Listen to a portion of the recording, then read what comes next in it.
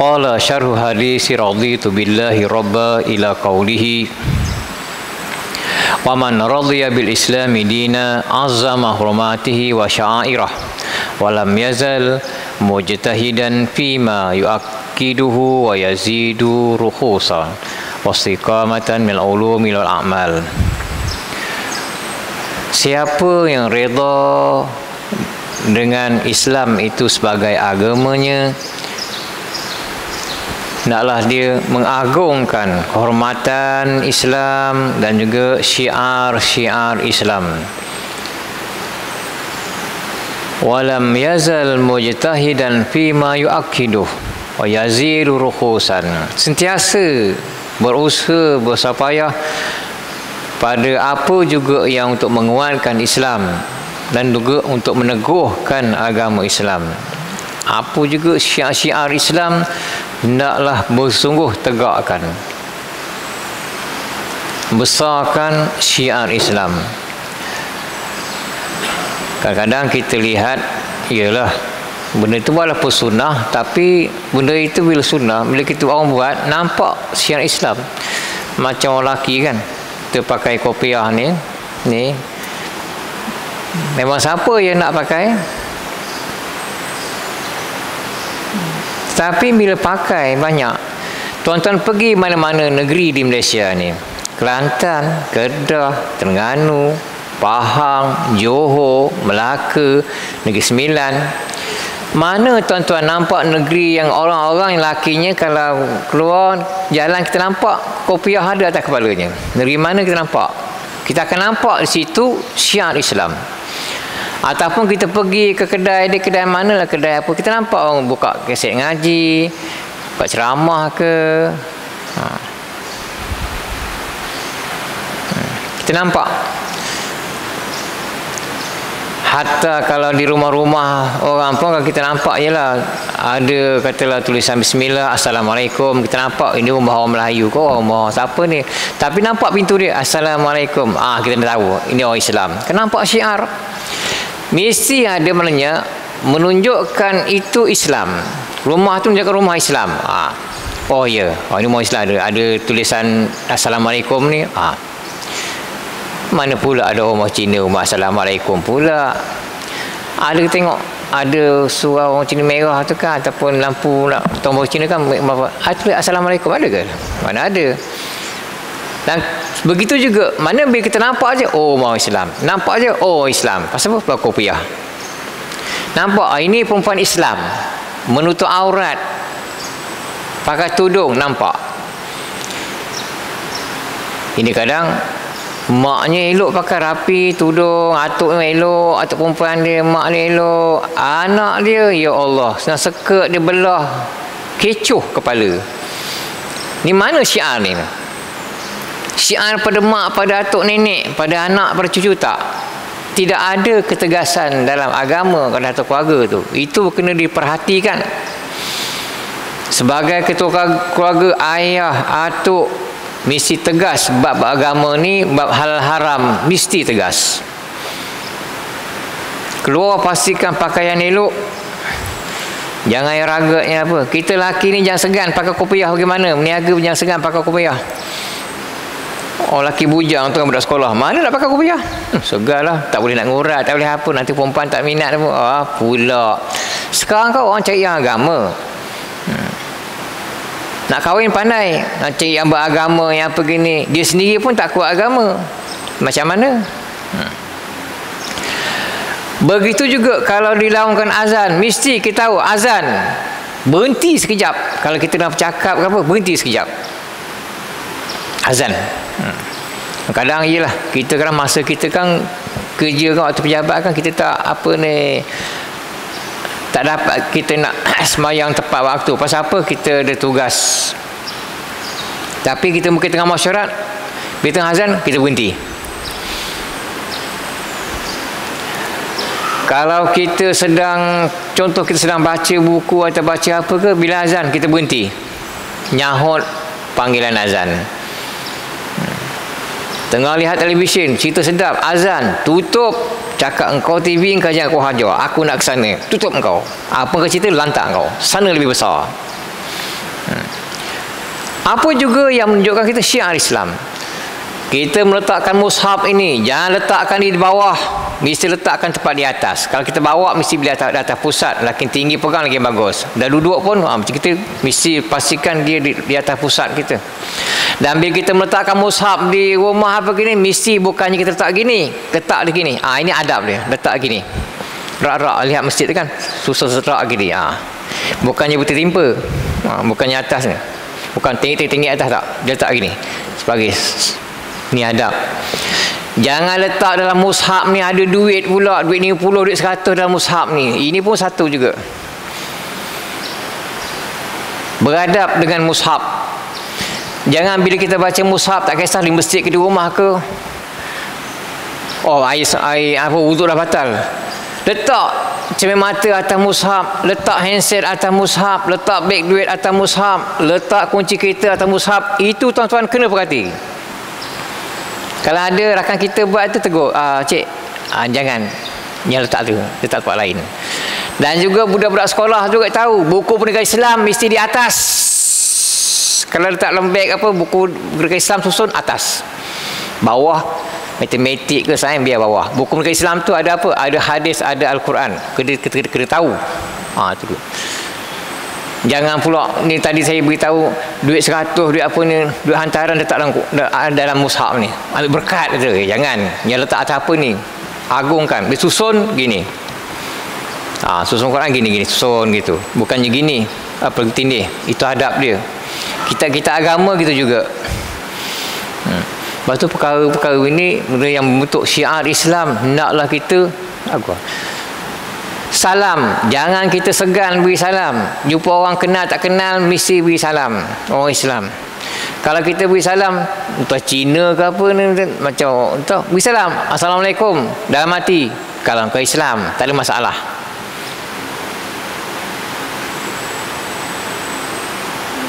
Beri salam sama ada orang tu kita kenal atau tidak kita kenal. Sampai orang tu kenal, siapa tu? Itu orang tu pakcik tu. Dia rajin beri salam. Asal jumpa orang beri salam. Beri salam sebagai doa. Itu syiar Islam. Orang beri salam kita kenal tak kenal, jawab bersungguh-sungguh. Waalaikumsalam. Jawab salam. Acuh tak acuh saja. Syiar Islam kembangkan. Beri salam. Orang jawab tak jawab tak penting. Beri aja. Kalau dia Muslim, jawab tak jawab, beri je. Saya pernah juga jumpa orang itu, kita beri salam, dia muka masam je. Yelah, kita kisahlah. Lepas tu kita ulur tangan nak salam, dia buat tahu je, dia pandang kita diam je. Sabar je lah. Agaknya kalau orang terkejal, aku singgung juga orang dia sekarang. Tapi tidak, kita menunjukkan kebaikan. Bila nak melakukan kebaikan, mesti cara yang baik. Itu dia.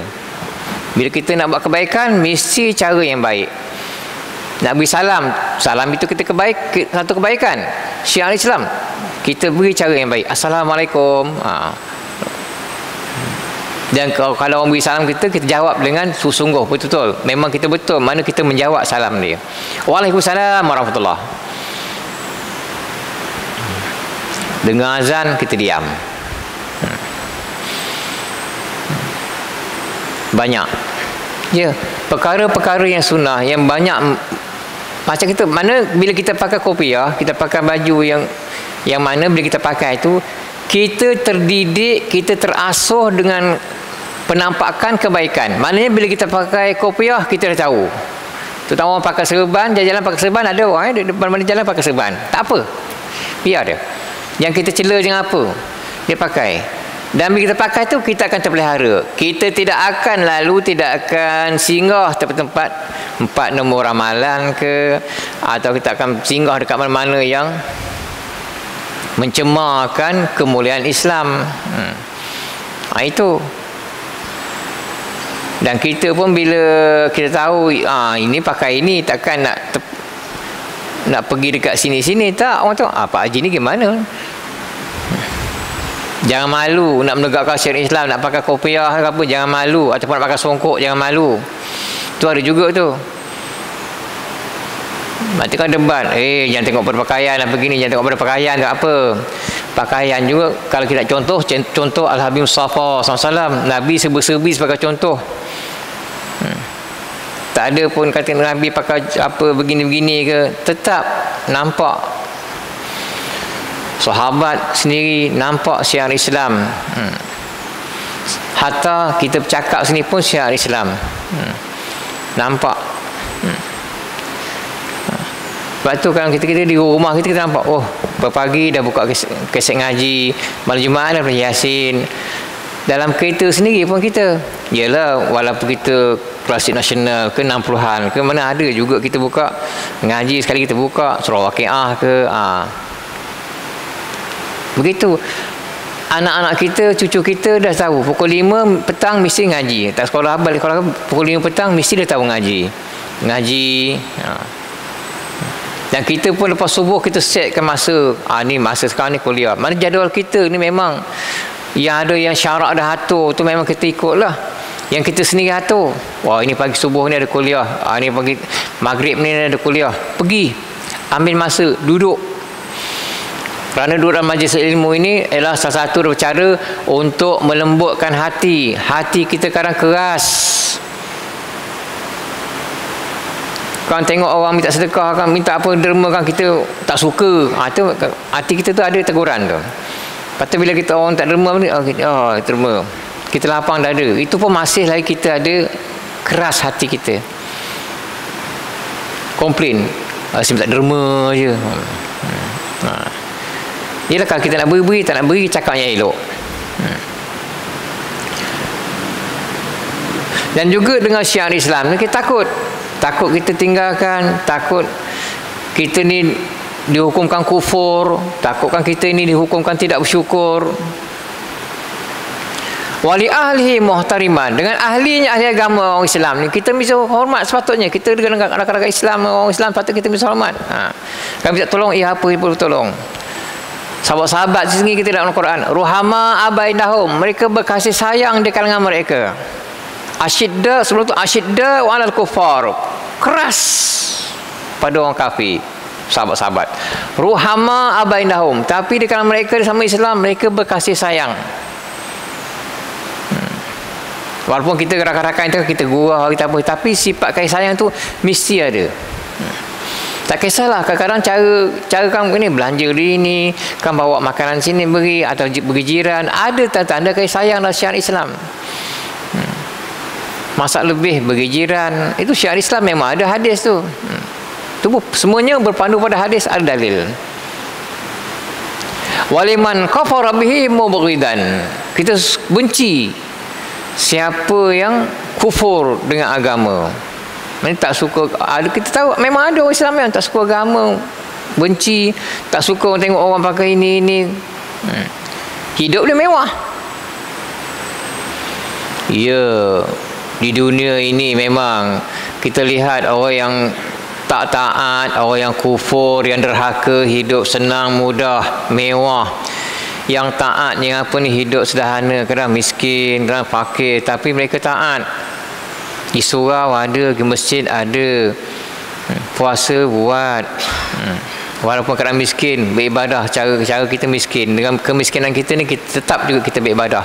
Sama engkau miskin, engkau kaya, engkau apa ke, sama semayang kau 5 waktu wajib, haji wajib kalau mampu. Yang ini tetap haram, ini tetap halal. Halal haram sama, syariat sama. Siapa engkau, syariat tetap sama.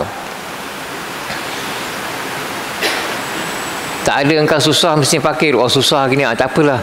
Semayang cuma 2 waktu je, 3 waktu tak payah. Tidak, tetap sama. Ketaatan yang mana taat mesti patuh sama. Itu keadilan syarak. Segi apa kehidupan mungkin berbeza, tapi beza itulah cara engkau mendekati Allah macam mana. Bukan kita pandang tengok miskin kaya pun, tidak, lihat engkau macam mana. Sama juga kalau orang miskin beri salam, kita wajib jawab juga. Orang kaya beri salam pada kita, kita wajib jawab juga. Kalau dia baca Quran, tetap 1 huruf 10 kebaikan. Yang si miskin fakir pun baca Quran, kalau 1 huruf pun 10 kebaikan, sama. Yang ini pun kalau buat tetap haram, yang ini pun sama juga, buat yang sama tetap haram juga, tak ada.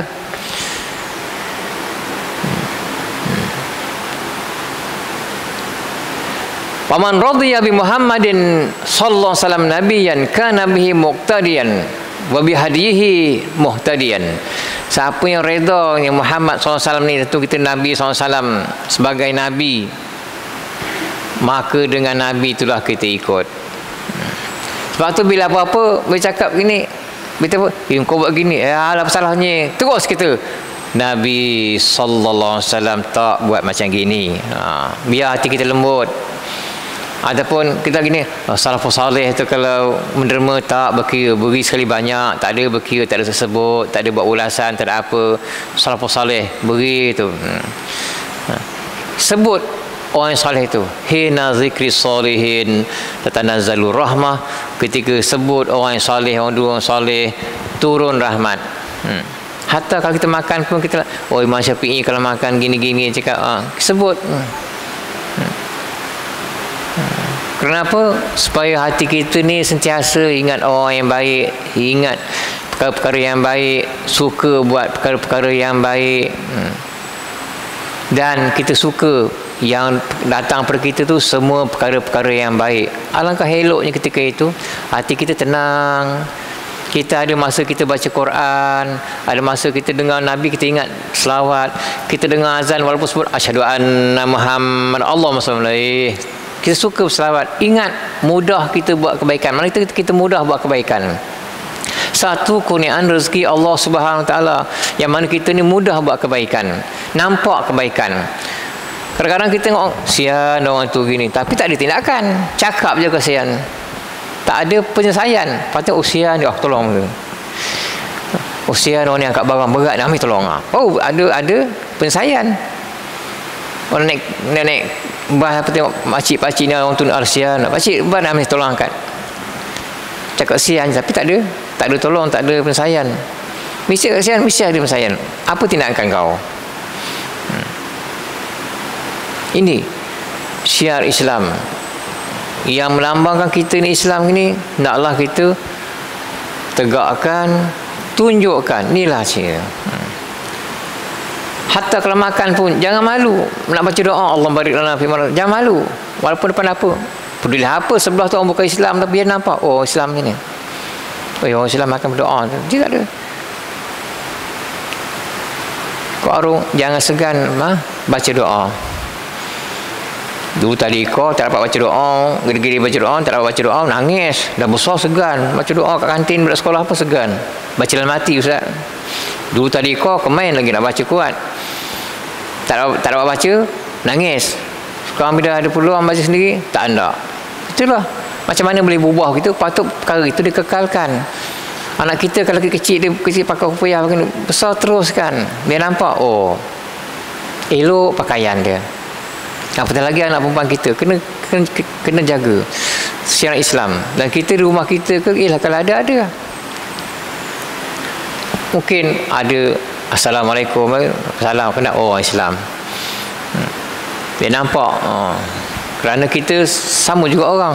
Beza orang Islam dengan orang yang bukan Islam, rumah orang Islam dengan rumah orang yang bukan Islam. Hatta dan kenderaan kita pun memang ada. Kita tahu, contoh kita beramal, katalah innallaha witrun yuhibbul witra. Allah tu apa macam ganjil, apa bukan ganjil apa dia, tunggal, suka yang ganjil. Sampai no flat kita pun ujung dia ganjil. Kalau kita dapatlah no flat kenderaan pun ujung ganjil. Makan pun minum air sebenarnya 3 kali 3 nafas.